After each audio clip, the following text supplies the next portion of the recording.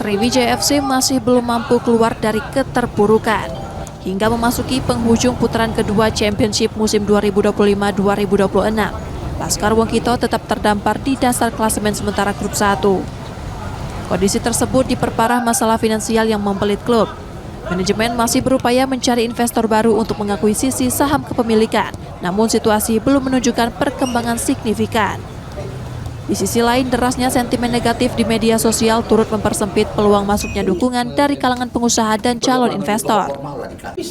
Ternyata dari akun-akun itu sehingga membuat para pengusaha yang ingin membantu kita menjadi takut karena diserang sama akun-akun yang tidak bertanggung jawab saat ini, sehingga Sriwijaya FC sampai saat ini sangat kesulitan mengenai finansial. Tanpa sokongan finansial yang memadai serta atmosfer yang kondusif, peluang Sriwijaya FC untuk bangkit dan bersaing di sisa kompetisi musim ini kian berat. Nur Muhammad, Kompas TV, Palembang, Sumatera Selatan.